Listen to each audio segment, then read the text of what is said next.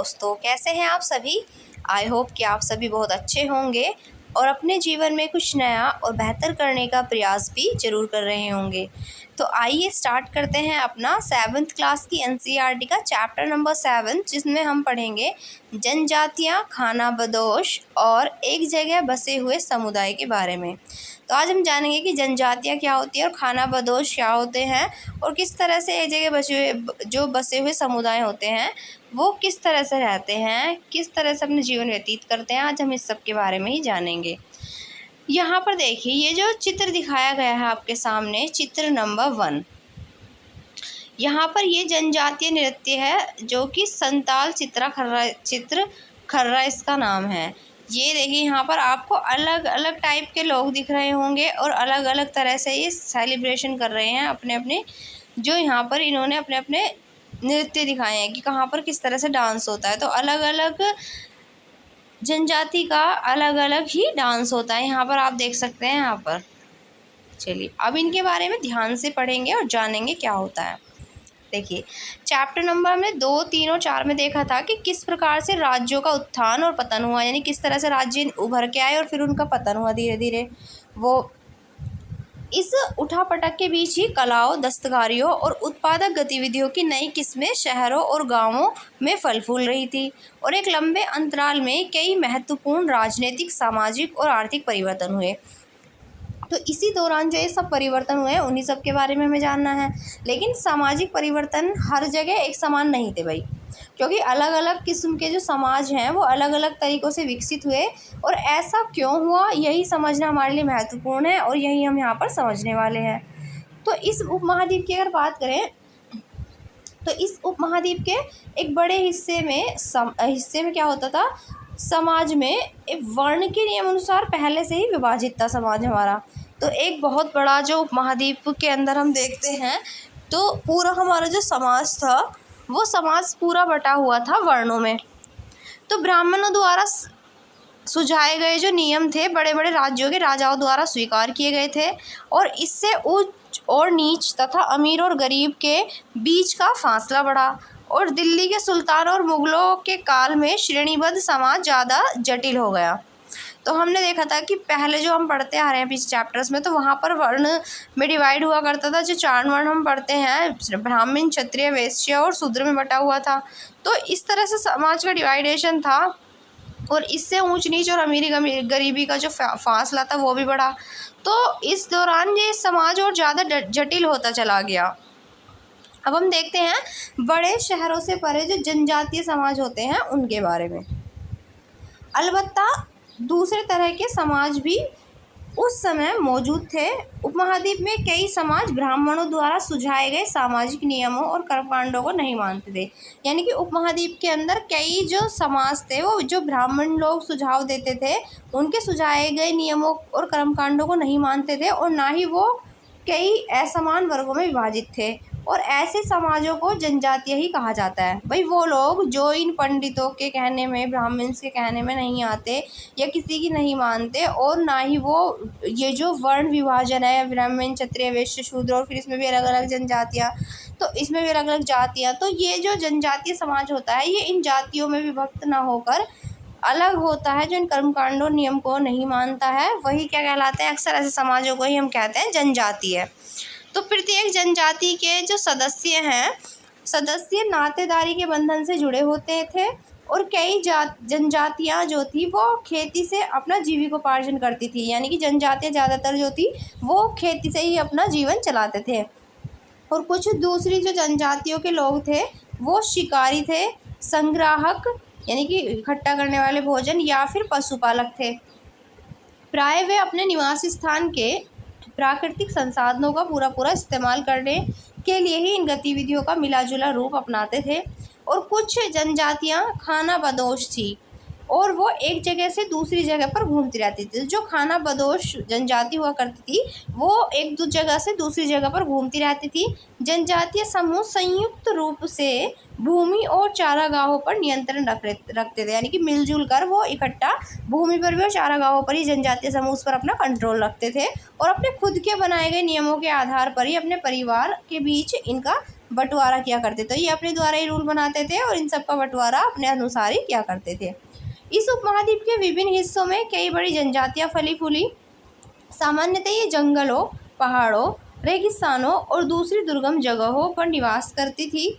कभी कभी जाति विभाजन पर आधारित अधिक शक्तिशाली समाजों से उनका टकराव होता था और कई मायनों में इन जनजातियों ने अपनी आज़ादी को बरकरार रखा और अपनी अलहदा संस्कृति को बचाया। तो इनको कई बार ऐसा होता था इन्हें युद्ध भी करना पड़ता था ये अपनी संस्कृति को बचाने के लिए। लेकिन जो जाति आधारित और जनजातीय समाज है, दोनों ही अपनी विविध किस्म की ज़रूरतों के लिए एक दूसरे पर निर्भर भी रहे हैं, यानी एक दूसरे पर डिपेंड रहे। क्योंकि जो जनजातीय समाज था वो जंगलों में रहता था, तो जंगल से मिलने वाली चीज़ों पर डिपेंड होते थे ह्यूमंस, और जो जो अलग जातियों में बटे वो लोग थे वो, तो ये एक दूसरे पर भी डिपेंड रहते थे थोड़ा बहुत। और टकराव और निर्भरता के इस संबंध ने दोनों तरह के समाजों को धीरे धीरे बदलने का भी फिर काम किया। अब देखते हैं जनजातीय लोग कौन थे आखिरकार ये। तो समकालीन इतिहासकारों और मुसाफिरों ने जनजातियों के बारे में बहुत कम जानकारी दी है। कुछ अपवादों को छोड़ दे तो जनजातीय लोग भी लिखित दस्तावेज नहीं रखते थे। मतलब कुछ ही हैं अपवाद जिनके लिखित दस्तावेज आपको मिलेंगे, लेकिन ज़्यादातर हमें इनके लिखित दस्तावेज नहीं मिलते, ये नहीं रखते थे लिखित दस्तावेज कोई भी। लेकिन समृद्ध रीति रिवाजों और वाचिक यानी कि मौखिक परंपराओं को का वे संरक्षण करते थे, यानी कि मुंह से ही वो एक दूसरे के थ्रू क्या करते थे, माउथ पब्लिसिटी करते थे अपने रीति रिवाजों की। ये जो परंपराएं थी हर नई पीढ़ी को विरासत में मिलती थी और आज के इतिहासकार जनजातियों का इतिहास लिखने के लिए इन वाचिक परंपराओं का इस्तेमाल करने लगे, यानी कि यही जो मौखिक परंपराएं हैं इनका ही इस्तेमाल आज के इतिहासकार लिखने के लिए करते हैं। जनजातीय लोग भारत के लगभग हर क्षेत्र में पाए जाते थे। किसी भी एक जनजाति का इलाका और प्रभाव समय के साथ साथ बदलता था। कुछ शक्तिशाली जो जनजातियों का बड़े इलाके पर नियंत्रण था। पंजाब में थी खोखर जनजाति, जो कि 13वीं और 14वीं सदी के दौरान बहुत ही प्रभावशाली थी। यहाँ पर जो गख्खर लोग थे जो ज़्यादा महत्वपूर्ण हो गए और उनके मुखिया कमाल खान गख्खर को बादशाह अकबर ने मनसबदार बनाया था। मुल्तान और सिंध में मुग़लों द्वारा अधीन किए जाने से पहले लंगहा और अरगुन, एक तो लंगहा और दूसरा अरगुन लोगों का जो प्रभुत्व है वो अत्यंत विस्तृत क्षेत्र पर था। उत्तर पश्चिम में एक और विशाल और शक्तिशाली जनजाति थी जिसका नाम था बलोच। ये लोग अलग अलग मुखियों वाले कई छोटे छोटे कुलों में बटे हुए थे। पश्चिमी हिमालय में गड्डी गडरियों की जनजातियाँ रहती थी और उपमहाद्वीप के सुदूर उत्तर पूर्वी भाग पर भी नागा, अहोम और कई दूसरी जनजातियों का पूरी तरह प्रभुत्व हुआ करता था। तो यहाँ पर अगर हम बात करें, देखिए ये जो आपको चित्र दिखाया गया है ये प्रमुख जनजातियाँ का क्षेत्र दिखाया गया है कि कहाँ कहाँ पर कौन कौन सी जनजातियाँ मेनली पाई जाती हैं। जैसे कि यहाँ पर अगर बात की जाए, देखिए यहाँ पर ये गोंडवाना है, तो यहाँ पर ये गोंड जनजाति, ये भील जनजाति, ठीक है। इस तरह की यहाँ पर देखिए मुंडा जनजाति, भील जनजाति, तो यहाँ पर ये जनजातियाँ दिखाई गई हैं। ये अरगुन, लंगहा, खोकर, तो ये सारी जनजातियाँ यहाँ पर दिखाई गई हैं जो यहाँ पर पाई जाती थी। जैसे खासी, इधर अहोम हो गई पूर्व उत्तर भारत के अंदर। अब बात करते हैं कुल क्या होता है। तो परिवारों या घरों के एक ऐसे समूह को कुल कहते हैं जो एक ही संतान यानी कि एक ही पूर्वज की संतान होने का दावा करते हैं। तो जो एक ही पूर्वज की संतान होते हैं उसको क्या कहा जाता है, कुल कहा जाता है। जनजातीय संगठन प्राय नातेदारी और कुल संबंधी निष्ठा पर आधारित होते हैं। अगर बात की जाए यहाँ पर मौजूदा बिहार और झारखंड के कई इलाकों की, तो इनमें 12वीं सदी तक जो चेर सरदार शाहियों का उदय हो चुका था और बादशाह अकबर के प्रसिद्ध सेनापति राजा मानसिंह ने 1591 में चेर लोगों पर क्या किया था, हमला किया और उन्हें परास्त किया। तो राजा मानसिंह ने 1591 में चेरों पर हमला किया और उन्हें हरा दिया और उन्हें लूट कर अच्छा खासा माल इकट्ठा कर लिया गया उनसे, लेकिन वे पूरी तरह से अधीन नहीं बनाए गए थे।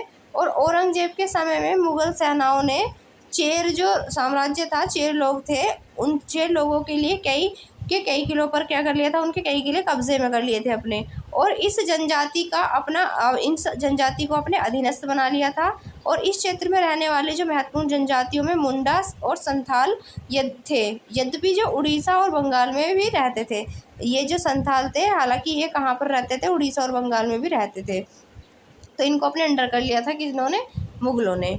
अब देखो यहाँ पर कर्नाटक और महाराष्ट्र की पहाड़ियाँ, कोली, बैराद तथा कई दूसरी जनजातियों के निवास स्थान थे। कोली लोग ये गुजरात के कई इलाकों में भी रहते थे और कुछ और दक्षिण में कोरागा, वेतर, मारवाड़ और दूसरी जनजातियों की विशाल आबादी भी यहाँ पर रहती थी। भीलों की जो बड़ी जनजाति थी वो पश्चिमी और मध्य भारत में फैली हुई थी। 16वीं सदी तक का अंत जो था, आते आते उनमें से कई जनजातियाँ जो थी एक अलग जगह जा बसे। लेकिन यहाँ पर जब ये कहते थे कि 16वीं सदी का जब अंत हुआ तो अंत होते होते उनमें से जो कई एक जगह बसे हुए खेतीहर और यहाँ तक कि जमींदार भी बन चुके थे। तब तक भीलों के कई शिकारी जो थे वो संग्राहक बने रहे। मौजूदा छत्तीसगढ़, मध्य प्रदेश, महाराष्ट्र और आंध्र प्रदेश में गोंड लोग जो हैं, गोंड जनजाति बड़ी तादाद में फैले हुए थे और आज भी वहाँ पर बड़ी संख्या में गोंड जनजाति पाई जाती है। लेकिन रात में भील लोग जो है ये हिरण का शिकार करते हुए यहाँ पर आपको दिखाई दे रहे हैं कि रात में यहाँ पर क्या कर रहे हैं। देखिए चित्र को, तो रात में यहाँ पर ये हिरण है और यहाँ पर इसका शिकार कर रहे हैं रात में ये लोग। तो ये हिरण का शिकार करते हुए चित्र आपको दिखाया गया है। अब देखिए यहाँ पर, अब देखते हैं खाना बदोश कौन हुआ करते थे।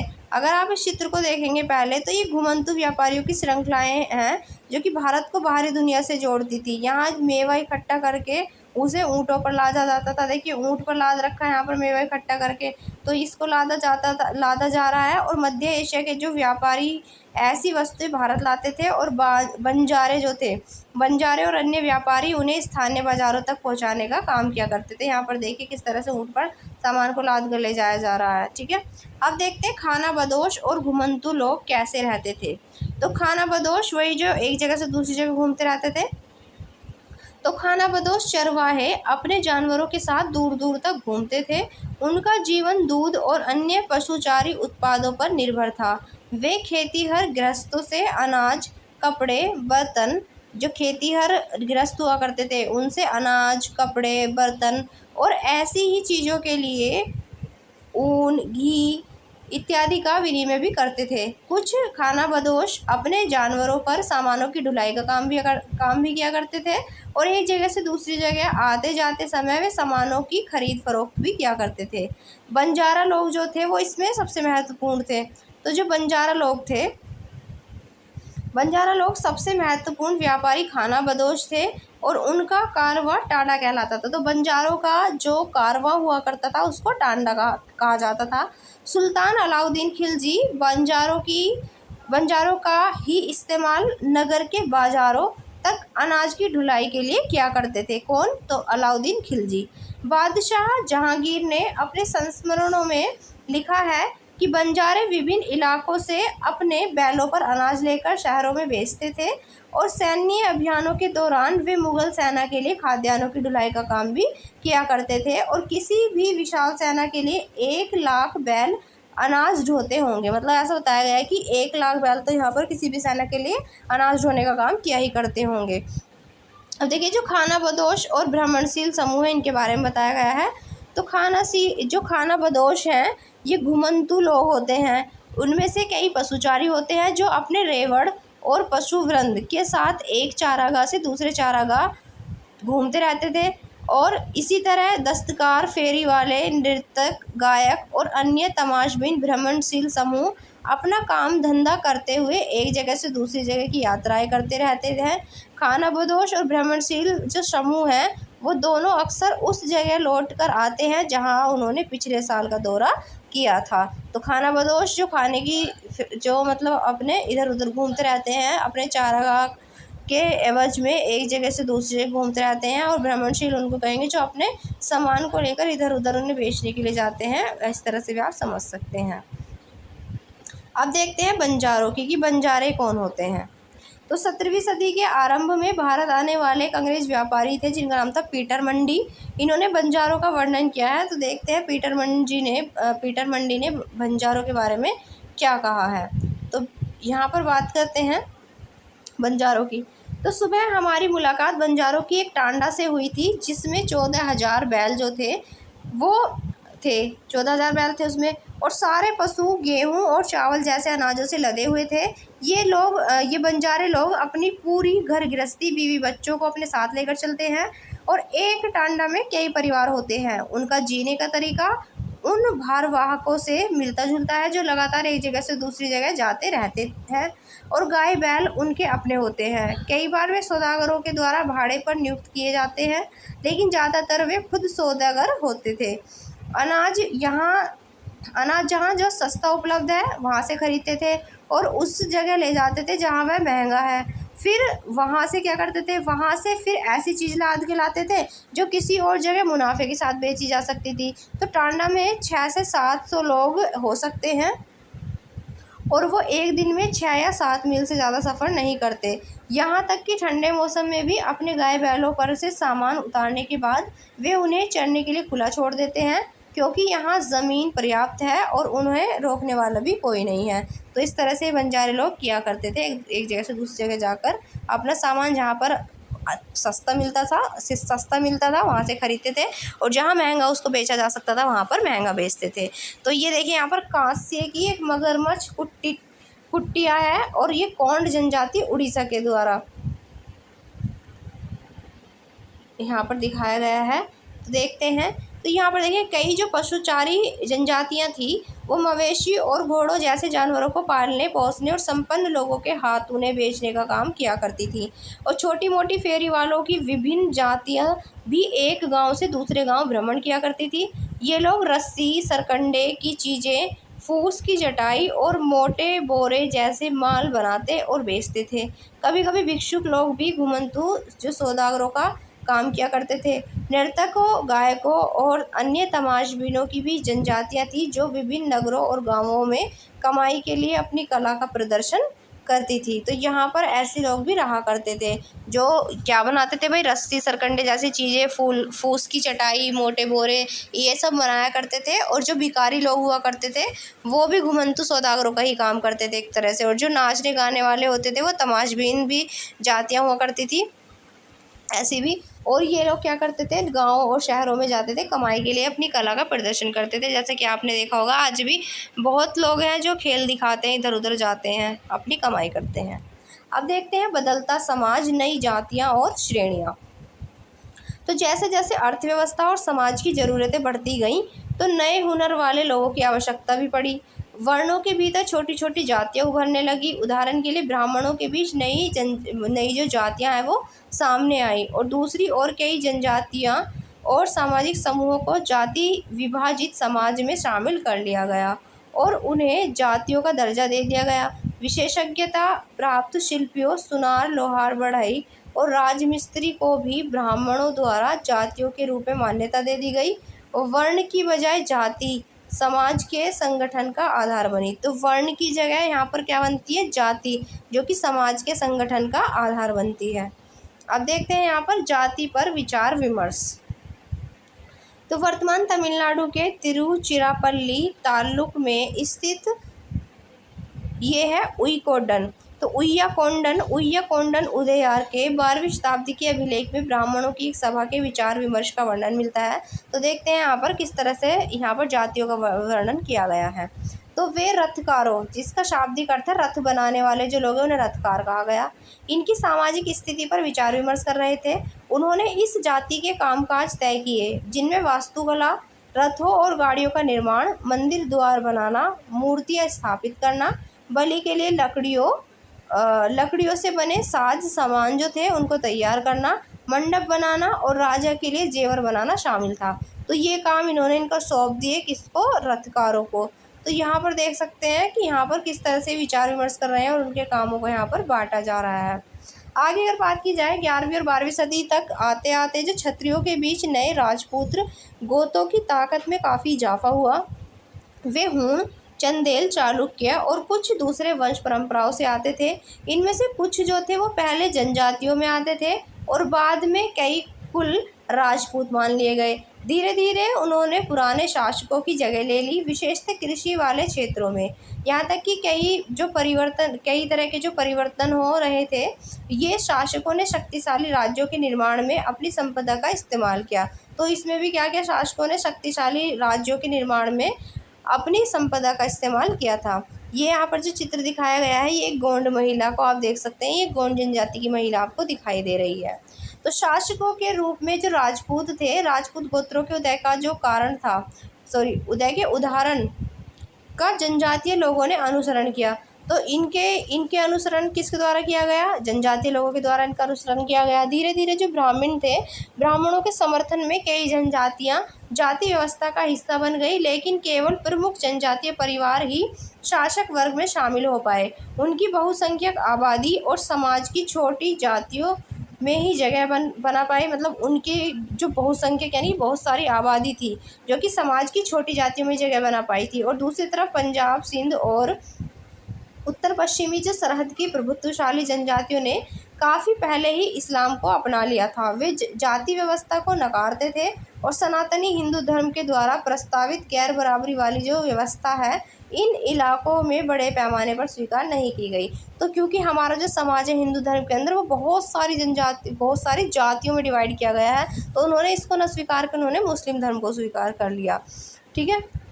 राज्यों की उत्पत्ति जनजातीय लोगों के बीच हुए सामाजिक बदलाव से गहराई से संबंधित है। हमारे इतिहास के इस महत्वपूर्ण हिस्से के जो दो उदाहरण हैं वो नीचे दिए गए हैं। अब देखते हैं वो किस तरह से हैं। नज़दीक से एक नज़र डालते हैं सबसे पहले गोंड पर।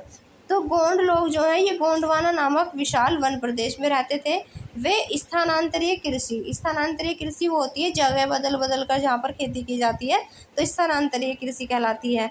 विशाल गोंड जनजाति ये कई छोटे छोटे कुलों में बटी हुई थी।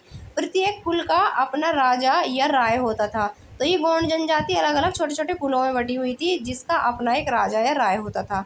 जिस समय दिल्ली के सुल्तानों की ताकत घट रही थी, उसी समय कुछ बड़े गोंड राज्य छोटे गोंड सरदारों पर हावी होने लग गए थे। और अकबर के शासनकाल के एक इतिहास में जिसमें अकबरनामा में उल्लिखित है कि जो गढ़कटंगा के गोंड राज्य में 70,000 गांव थे।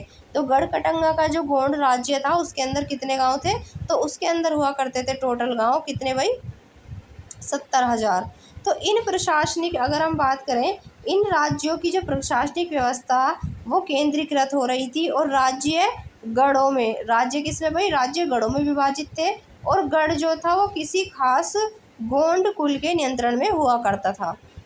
अब देखिए स्थानांतरित कृषि बताई गई है क्या होती थी। किसी वन प्रांत के पेड़ों और झाड़ियों को पहले काटा और जलाया जाता है, फिर उसकी राख में ही फसल बो दी जाती है। और जब यह ज़मीन अपनी उर्वरता खो देती है, तब ज़मीन का दूसरा टुकड़ा साफ़ किया जाता है और इसी तरह से फसल को उस पर उगाया जाता है। फिर उसको ऐसे ही जलाकर काट कर छोड़ दिया जाता है, फिर इतने वो उपजाऊ तो होती है, फिर दूसरी भूमि पर कृषि की जाती है। इसे स्थानांतरीय ही कृषि कहा जाता है, झूमिंग कृषि भी के नाम से भी इसे हम जानते हैं। तो यहाँ पर देखिए राज्य गढ़ों में विभाजित थे और गढ़ थे वो जो कि गोंड कुल के नियंत्रण में थे। ये पुनः 84 गांवों की इकाइयों में विभाजित थे, जिन्हें 84 कहा जाता था। 84 का उपविभाजन बरहोतों में, तो 84 किसमें बटे हुए थे, बरहोतों में होता था इनका विभाजन, जो 12-12 गाँवों को मिलाकर बनते थे। तो बरहोतों का मतलब था 12 गाँव। तो जो बड़े राज्यों के उदय ने गोंड समाज के चरित्र को बदल डाला। तो जब बड़े राज्यों का उदय हुआ तो उसने गोंड समाज के चरित्र को बदल डाला और उनका मूलतः जो बराबरी वाला समाज था वो धीरे धीरे असमान सामाजिक वर्गों में विभाजित हो गया। ब्राह्मण लोगों ने गोंड राजाओं से अनुदान में भूमि प्राप्त की और अधिक प्रभावशाली बन गए। गोंड सरदारों को अब राजपूत के रूप में मान्यता प्राप्त करने की चाहत हुई, इसलिए गढ़कटंगा के गोंड राजा अमन दास ने संग्राम शाह की उपाधि धारण की थी और उसके पुत्र दलपत ने महोबा के चंदेल राजपूत राजा सालवाहन की पुत्री राजकुमारी दुर्गावती से क्या किया था, विवाह किया था। तो यहाँ पर देखिए गोंडवाना आपको दिखाया गया है और इस गोंडवाना एरिया में ही पाई जाती थी गोंड जनजाति। तो यहाँ पर इसने चंदेल राजपूत का जो राजा था सालवाहन, इस सालवाहन की पुत्री से इन्होंने क्या की थी, राजकुमारी दुर्गावती से इन्होंने विवाह किया और दलपत की मृत्यु कम उम्र में ही हो गई थी और रानी दुर्गावती बहुत योग्य थी और उसने अपने 5 साल के पुत्र जिसका नाम था वीर नारायण के नाम पर इन्होंने शासन की कमान संभाली। तो दलपत की मृत्यु जल्दी ही हो गई थी दुर्गावती से शादी के बाद। उनके बेटे को लेकर ही उन्होंने क्या करा था, पूरी कमान संभाली थी अपने शासन की और उसके समय में राज्य का और अधिक विस्तार हुआ। 1565 ईस्वी में आसिफ खां के नेतृत्व में मुगल सेना ने गढ़ कटंगा पर हमला किया और रानी दुर्गावती ने इसका जमकर सामना किया। उसकी हार हुई और उसने समर्पण करने की बजाय मर जाना बेहतर समझा और उसका जो पुत्र था उसका पुत्र भी तुरंत बाद लड़ता हुआ मारा गया। तो यानी कि दोनों माँ बेटे इसमें मारे गए, पर इन्होंने बहुत ही बहादुरी से ये अपना युद्ध कंप्लीट किया था जो कि मुगलों के साथ हुआ था। देखिए यहाँ पर ये दिखाई गई है एक नक्काशीदार दरवाज़ा है जो कि गोंड जनजाति बस्तर मध्य प्रदेश से मिला है। तो यहाँ देख सकते हैं आप किस तरह से ये हाथियों के डिज़ाइन और भी यहाँ पर आपको डिज़ाइन दिखाई दे रहे होंगे जो यहाँ पर बने हुए हैं। एक दरवाजे का यहाँ पर चित्र दिखाया गया है गोंड जनजाति का। तो गढ़ कटंगा जो था ये एक समृद्ध राज्य था। इसने हाथियों को पकड़ने और दूसरे राज्यों में उनका निर्यात करने के व्यापार में खासा धन कमाया था। और जब मुगलों ने गोंडों को हराया तो उन्होंने लूट में बेशकीमती सिक्के और हाथी बहुतायत में हथिया लिए थे और उन्होंने राज्य का एक भाग अपने कब्जे में ले लिया और शेष वीर नारायण के चाचा जिनका नाम था चंद्र शाह को दे दिया।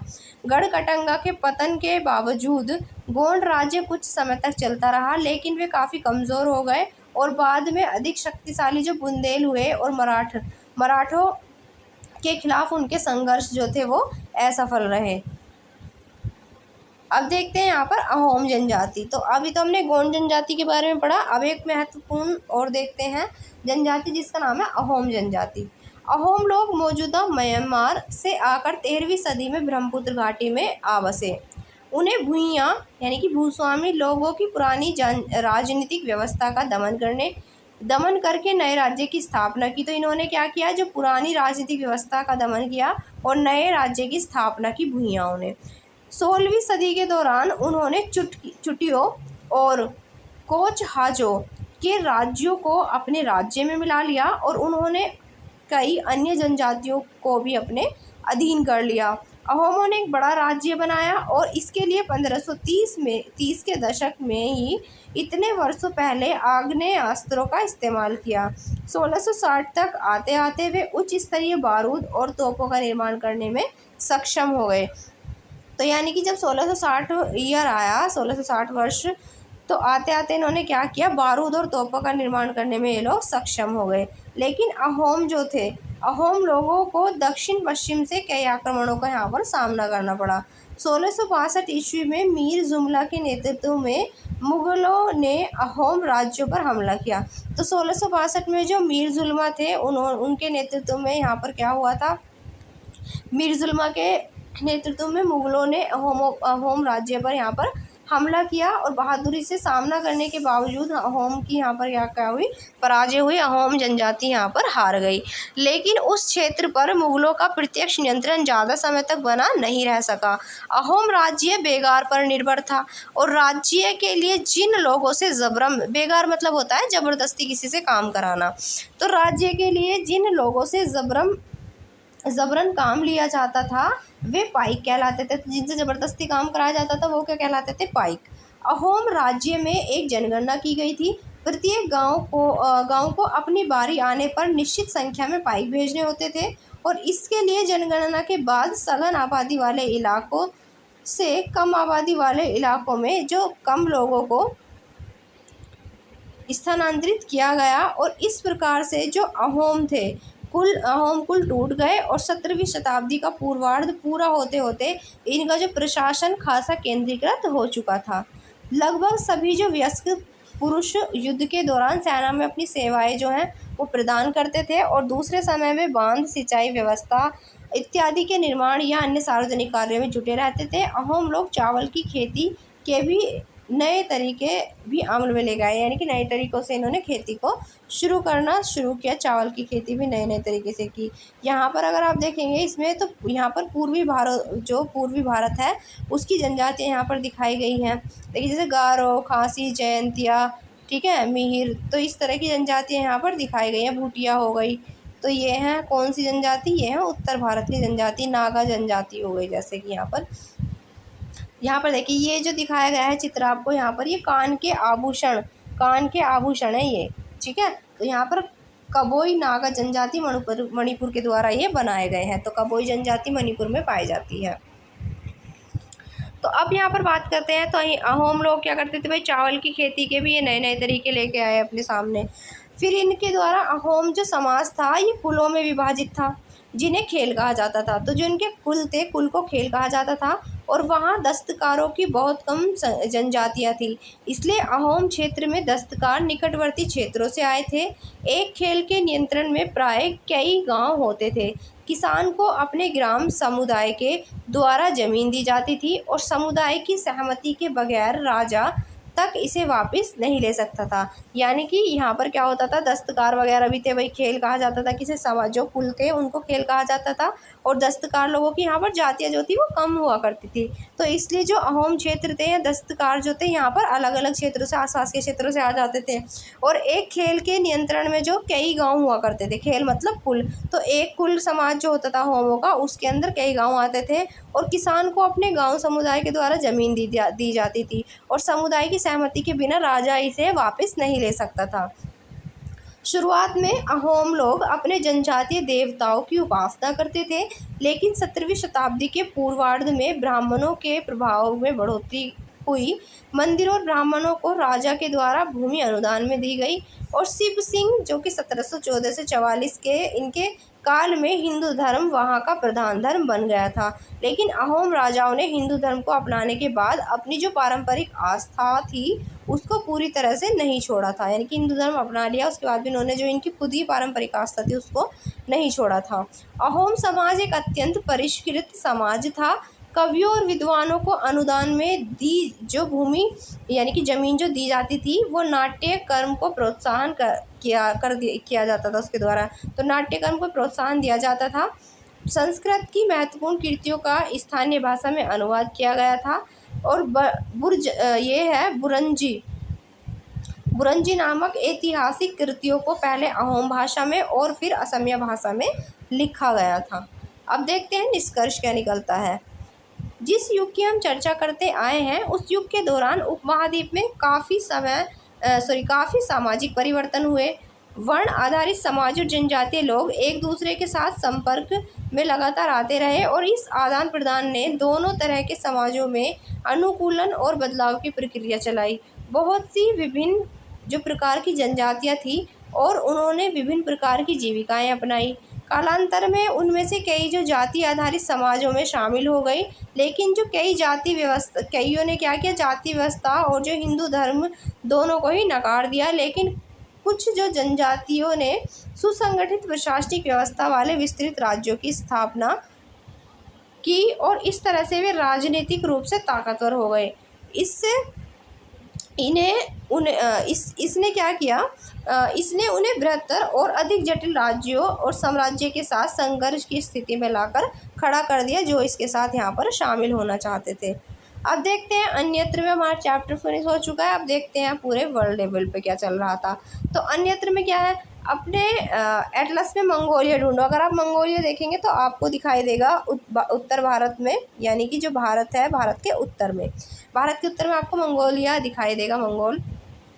इतिहास में सबसे प्रसिद्ध जो पशुचारी थे, सबसे प्रसिद्ध पशुचारी और शिकारी संग्राहक वो जनजाति मंगोलों की ही थी। वे मध्य एशिया के घास के मैदानों, जिन्हें स्टेपी कहा जाता है, मध्य एशिया के घास के मैदानों को स्टेपी कहा जाता है वहाँ पर, और थोड़ा उत्तर की ओर के जो वन प्रांतों में बसे हुए थे ये मंगोल। 1206 ईस्वी में चंगेज़ खान ने मंगोल और तुर्की जनजातियों में एकता पैदा करके उन्हें शक्तिशाली सैन्य बल में बदल डाला। तो ऐसा करने वाला था चंगेज़ खान, और अपनी मृत्यु के समय यानी कि 1227 ईस्वी में वह एक सुविस्तृत प्रदेश का शासक था। उसके उत्तराधिकारियों ने एक विशाल साम्राज्य खड़ा किया। अलग अलग समय में इसके अंतर्गत रूस, पूर्वी यूरोप और चीन तथा मध्य पूर्व का खासा बड़ा हिस्सा शामिल था। मंगोल के पास सुसंगठित सेनाएं और प्रशासनिक सेवाएं थी। ये विभिन्न यानी कि जातीय और धार्मिक समूहों के समर्थन पर भी आधारित थी। तो ये किस पर आधारित था? ये विभिन्न जातीय और धार्मिक समूहों के समर्थन पर आधारित थी इनकी व्यवस्थाएं। तो ये चैप्टर हमारा यहीं फिनिश होता है। कल फिर मिलेंगे एक नए चैप्टर के साथ। तब तक के लिए जय हिंद, जय भारत। और आप टेलीग्राम लिंक भी ज्वाइन कर सकते हैं। अगर आप चाहते हैं कि आपको इसकी PDF मिले, कमेंट में बता सकते हैं।